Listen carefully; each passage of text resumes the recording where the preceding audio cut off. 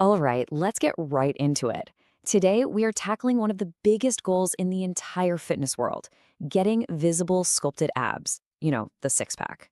There is so much junk information out there, weird pills, endless crunches, you name it. So we've sifted through it all to give you a clear, no nonsense blueprint for what actually works.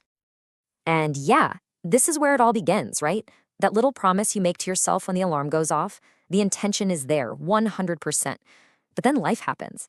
It's that classic battle between what we want and the siren song of the snooze button.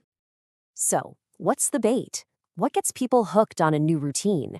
It's almost always the promise of a shortcut, something that feels easy, manageable, and promises to get you there fast. And that's exactly where this idea of a 10-minute morning ab routine comes from. And you can totally see why this is so appealing. It just gets rid of every single excuse in the book. You don't need a gym, you don't need any special equipment, and hey, who doesn't have 10 minutes? It's packaged as the perfect, efficient solution, and that's why it grabs our attention. So, what's in this magic routine? First up, you've got the crucifix crunch, which is great because it hits your upper and lower abs at the same time. Then you'd move right into a core hold series. Things like planks or hollow body holds to build that deep core strength.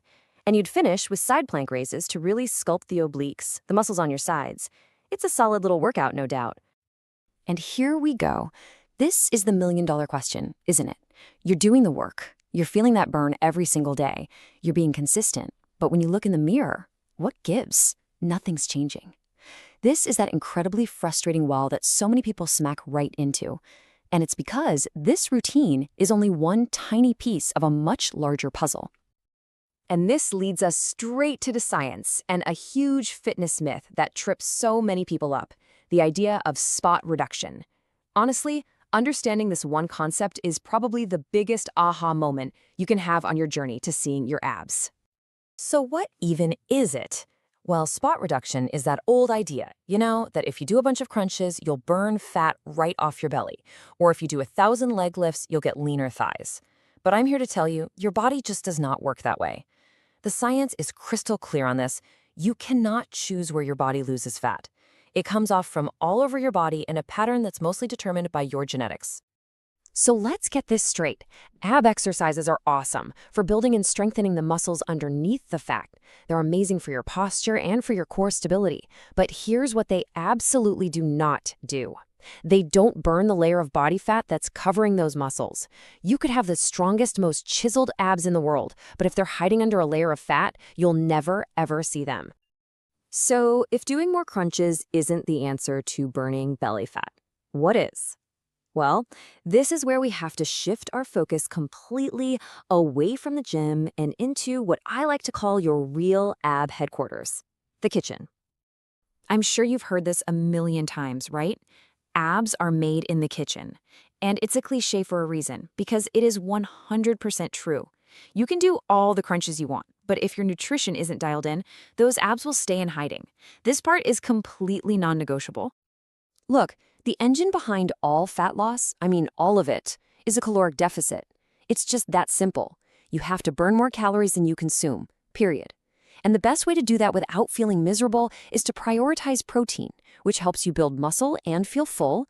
You focus on whole foods, cut back on the empty calories from sugar, and drink plenty of water to keep your metabolism humming along.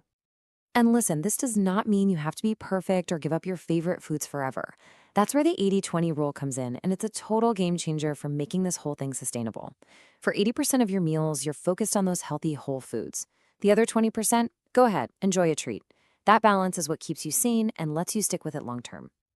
Okay, so we've tackled the myths and we've nailed down nutrition. Now let's circle back to the actual training, but with a totally new mindset. This isn't about training harder and doing more reps. It's about training smarter. So training hard might look like just grinding out endless crunches every single day. But training smart? That works completely different. Instead of daily crunches, you're doing maybe 2 to 4 super focused core workouts a week. Instead of only training abs, you're doing big, full-body exercises like squats and deadlifts that burn way more calories. And you're focusing on slow, controlled reps, and crucially, you're prioritizing rest.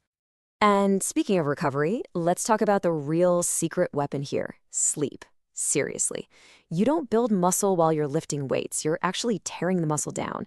The magic, growth, the repair, that all happens when you're sleeping.